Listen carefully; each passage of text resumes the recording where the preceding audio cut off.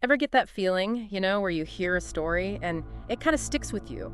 Like it makes you think about all the things we think we know and wonder if there's more to the story. Oh, absolutely. Like those little what ifs that just sort of linger in the back of your mind, especially when it comes to huge events. Yeah. Exactly. And today we are diving deep, deep down into one of those what ifs. It's the kind of thing that sparks debate, makes you question, well, everything, really. We've got a whole collection of viewpoints to sift through today, different perspectives on this, and, well, frankly, some are pretty wild. But that's the whole point of these deep dives, right? To look at things from all sides, even the sides that seem, I don't know, a bit out there. Definitely. The goal is to understand, not necessarily to agree or disagree, to see how these ideas take shape and what they might tell us about ourselves. So, ready to jump in? Today's topic: the Neil Armstrong alien abduction conspiracy theory. Okay, I'm intrigued already.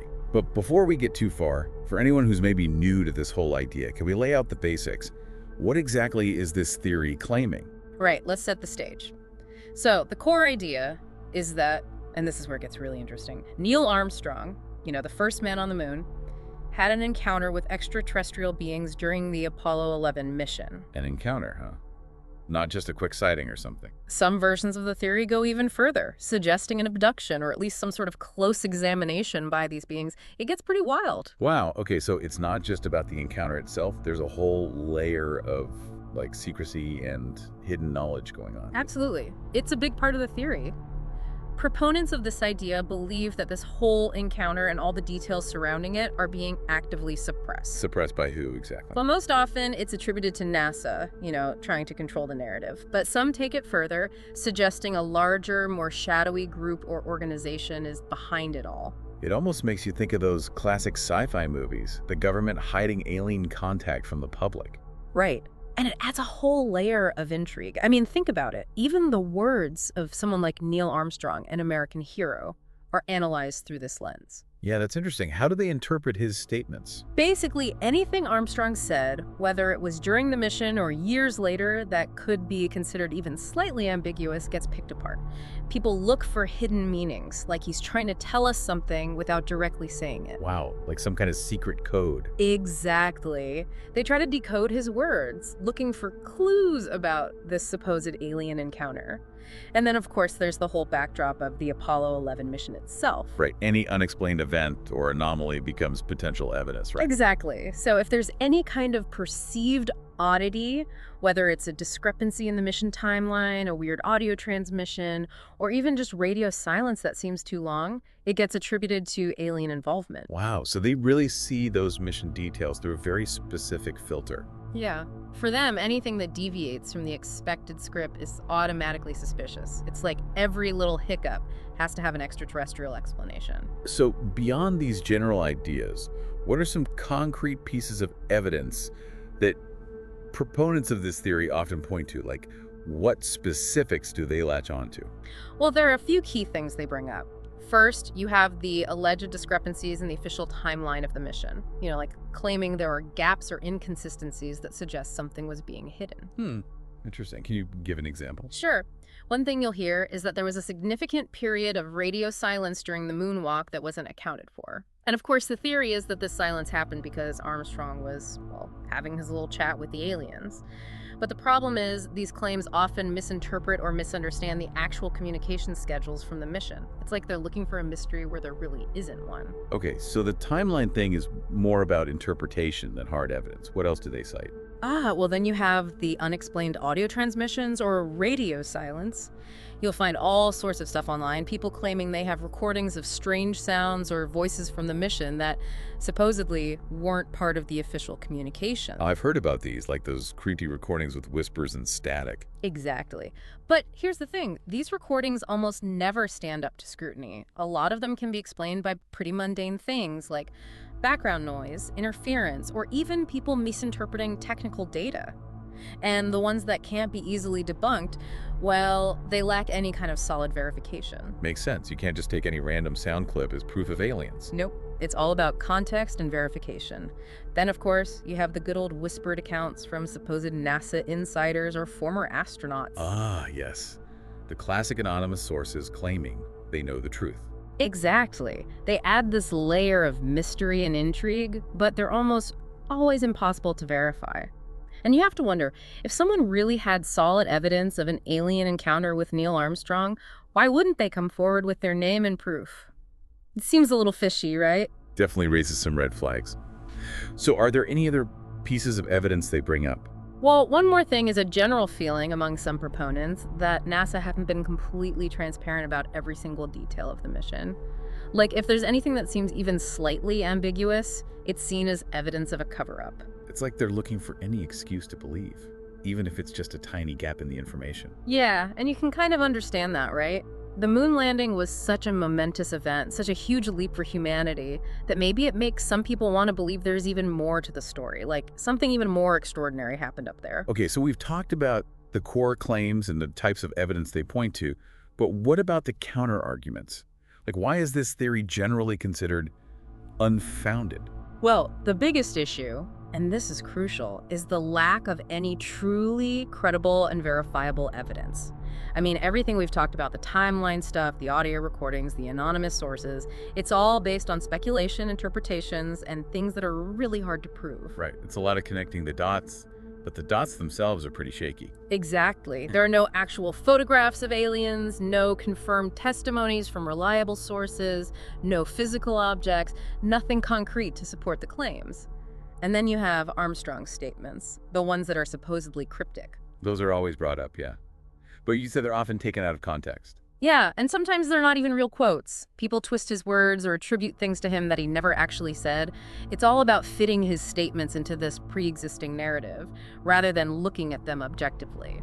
And what about the technical glitches during the mission? Those seem like they could have perfectly normal explanations. They absolutely do. I mean, space travel is incredibly complex. There are so many things that can go wrong, or at least not go exactly according to plan. It's just not realistic to assume that every little delay or equipment malfunction is because of aliens. Yeah, blaming aliens for every hiccup seems a bit far-fetched when you consider all the technical challenges involved. Right. Human error, equipment failure, those are much more likely explanations. And then there's the whole cover-up aspect. Oh yeah, the massive conspiracy to hide the truth. Think about the logistics of that. You're talking about a huge number of people having to be in on this secret. The astronauts, mission control, scientists, engineers, government officials, it goes on.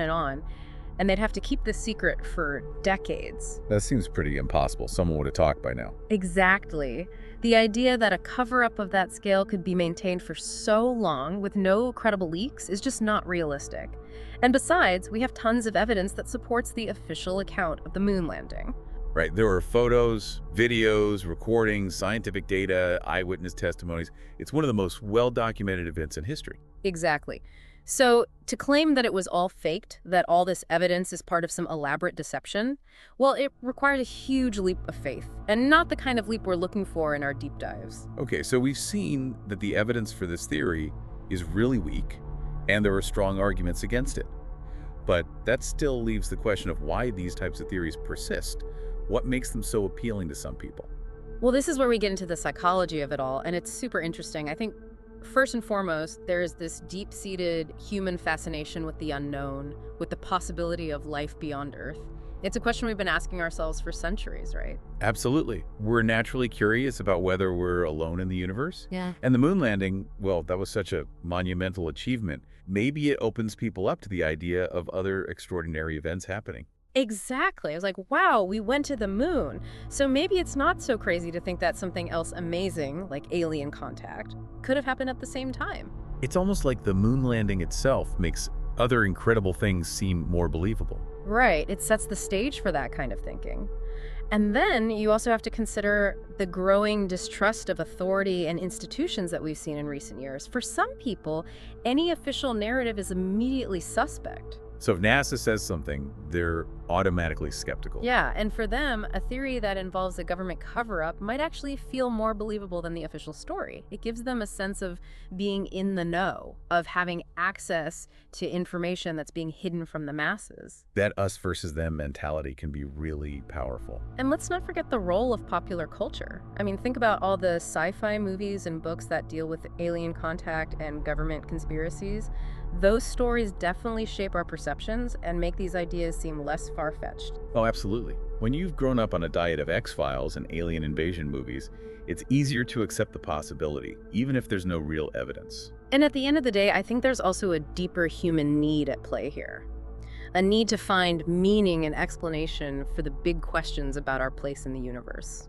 The moon landing was a huge step for humanity, but it also kind of forced us to confront the vastness of space and the possibility that we're not alone. So maybe for some people, believing in an alien encounter, even without solid proof, is a way of making sense of those existential questions. It's like finding a piece that fits, even if the puzzle is completely made up. That's a great way to put it. Okay, so we've explored the claims, the evidence, the counter-arguments, and even the psychology behind this theory. But before we wrap up, it's important to talk about the potential downsides of embracing and spreading these kinds of ideas. Right, because there are some real risks involved. For starters, spreading misinformation can be really harmful.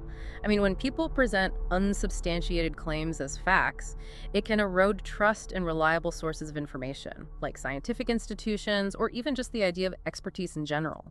It's like, if you can't trust the experts, who can you trust? Exactly.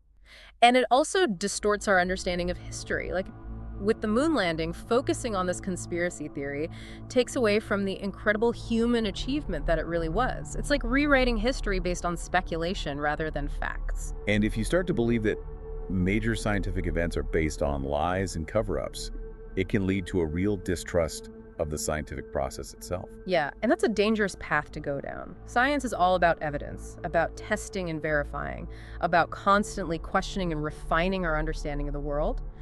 But if you throw all that out the window in favor of conspiracy theories, well, it undermines the whole foundation of knowledge. It creates this kind of alternate reality where facts don't matter as much as what you want to believe.